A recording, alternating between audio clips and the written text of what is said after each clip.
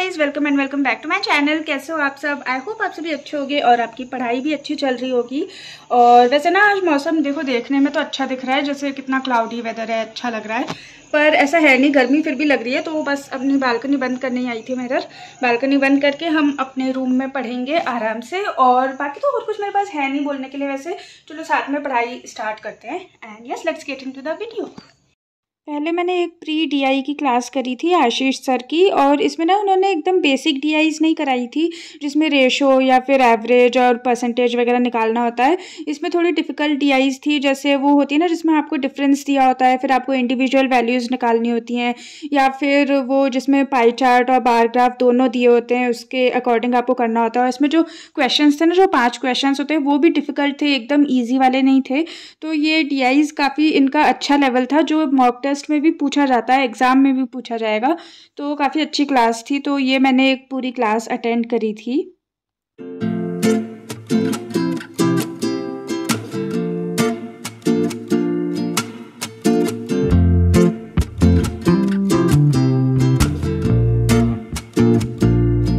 Class के बाद मैंने बालकनी में देखा तो इतनी अच्छी बारिश हो रही थी। मैं सुबह भी आपको मौसम दिखा रही थी ना, पर उस टाइम तो काफ़ी गर्मी थी, पर फिर बाद में बहुत अच्छी बारिश हो गई थी। तो बाहर देख के इतना अच्छा लग रहा था।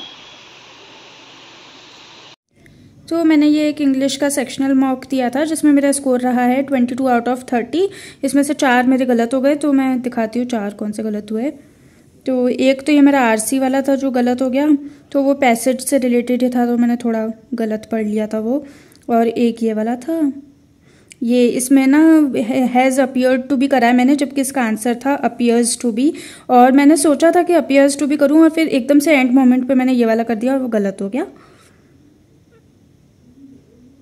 और एक ये था, ये एक वो वाला था मैच द कॉलम वाला, और एक और था कोई सा। तो चलो हाँ, 4 गलत हो गए मेरे इसमें से।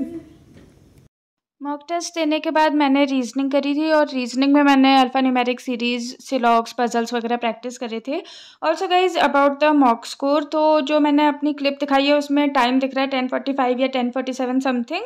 तो वो मैंने मॉक टेस्ट तो दिन में दिया था, लेकिन मैंने खुद के फ़ोन में ही दिया था, तो इसलिए उसकी जो स्कोर की क्लिप है वो मैंने रात में अपनी मम्मी के फ़ोन से रिकॉर्ड करी थी, इसलिए थोड़ा टाइम डिफरेंस दिख रहा है। इन केस अगर आप लोगों को लगे कि ये इसने कब टीआई की क्लास भी कर ली, उसके बाद टेस्ट भी दे दिया, तो दैट्स द रीज़न।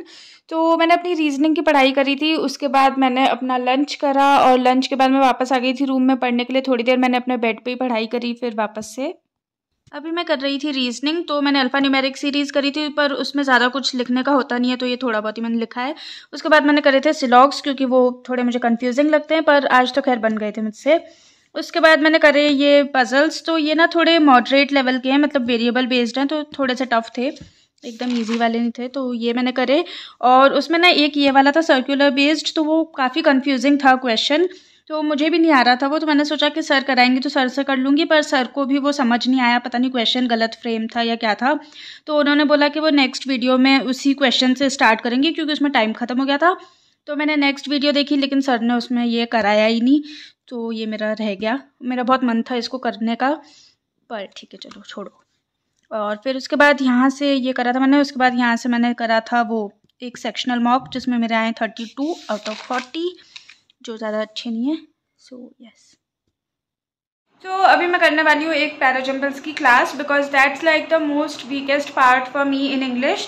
और आज भी जो सुबह सेक्शनल मॉक था उसमें भी पैराजम्बल आए थे, तो मैंने 2 ही क्वेश्चंस करे थे। एक फर्स्ट और फोर्थ सेंटेंस मुझे पता था, मतलब उसमें मैं श्योर थी, तो वही करे थे, बाकी के मैंने स्किप कर दिए थे। तो मतलब आई डोंट नो सबके साथ ऐसा होता है या सिर्फ मेरे साथ ही होता है कि जैसे हम कुछ भी बोलते हैं ना, जैसे कोई भी हमारा वीक टॉपिक होता है या वीक सब्जेक्ट होता है, तो लोग बोलते हैं कि ना जैसे वीक टॉपिक है तो कि उसकी ज़्यादा से ज़्यादा प्रैक्टिस करो, प्रैक्टिस करोगे तो आपको हो जाएगा, आपका सही समझ आने लग जाएगा। और ये मैं भी मानती हूँ कि मतलब वीक चीज़ों की, वीक टॉपिक्स की ज़्यादा प्रैक्टिस करो तो इम्प्रूव होता है। पर कभी भी ना मेरे साथ ऐसा नहीं होता कि मतलब वीक टॉपिक को मैंने इतना स्ट्रॉन्ग कर लिया कि अब मैं उसको अटैम्प्ट करूँगी। जैसे मॉक टेस्ट भी आता है ना, तो उसमें जैसे सिलॉग्स मेरा ऐसा है कि सिलॉग्स में मेरे एक्यूरेसी बनती नहीं है, कई बार गलत हो जाते हैं मेरे, ऐसे पैराजम्बल में है। तो अगर मॉक टेस्ट में मुझे दूसरे क्वेश्चन दिखते हैं कि हाँ ये मैं अटैम्प्ट कर सकती हूँ, तो मैं हमेशा सिलॉग्स को, पैराजम्बल को स्किप ही करती हूँ, भले ही मैंने कितनी भी प्रैक्टिस कर ली है उनकी। वो तो मतलब वर्स्ट पॉसिबल सिनेरियो है कि अगर आपको दूसरे क्वेश्चंस भी आपको समझ नहीं आ रहे हैं, तो फिर आप पैराजम्बल या सिलॉग्स कर लो कि ठीक है ये थोड़ा सा आता है तो ये कर लेते हैं। वरना लेकिन लोग बोलते हैं ना तो मतलब इम्प्रूव हो जाता है, पर कभी भी मैं इतना उसको परफेक्ट नहीं कर पाती कि ठीक है ये दिखा वो मैं सिलॉक्स करूँगी, सिलॉक्स तो मेरा इतना अच्छे से हो गया है अब, तो वो नहीं होता। पर हाँ डेफिनेटली इम्प्रूवमेंट तो हो गया है मेरा। सो हाँ चलो, अब मैंने बहुत रेंट कर लिया इस बारे में, अब सीधे अपनी पढ़ाई कंटिन्यू करते हैं। So yes let's go.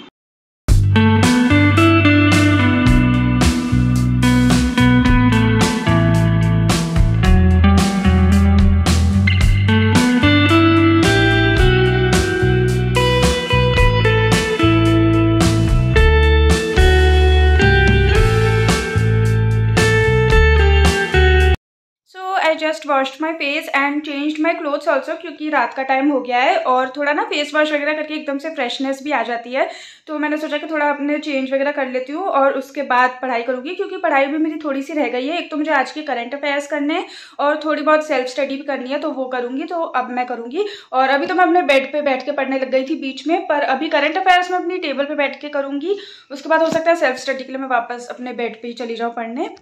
सो हाँ चलो अभी कर लेते हैं करंट अफेयर्स अपने आज के।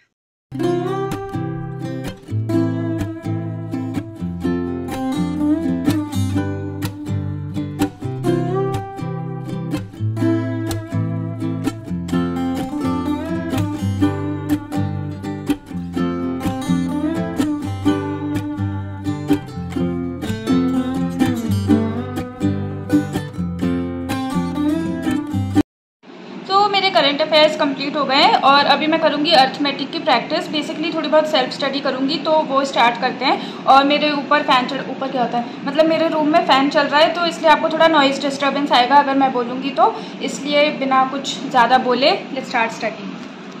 लास्ट में मैंने सेल्फ स्टडी करी थी, जिसमें मैंने अर्थमेटिक के क्वेश्चंस करे थे अपनी RS अग्रवाल से, क्योंकि आज मैंने सुबह से अर्थमेटिक नहीं पढ़ा था। सो आई डिसाइडेड कि अब मैं अर्थमेटिक ही पढ़ूंगी जितनी भी देर में जग रही हूँ तब तक। तो मैंने वही पढ़ा और उसके आगे मैंने कुछ भी रिकॉर्ड नहीं करा था रात में, क्योंकि रात में मेरे को थोड़ा टाइम हो गया था। उसके बाद मुझे बहुत आलस आ गया रिकॉर्ड करने में। So yes guys, that was it for today's video. अगर आपको ये वीडियो पसंद आई हो तो प्लीज़ लाइक शेयर कॉमेंट और सब्सक्राइब कर दीजिएगा मेरे चैनल को। And I will see you guys in my next vlog. तब तक के लिए bye, thank you so much for watching and take care.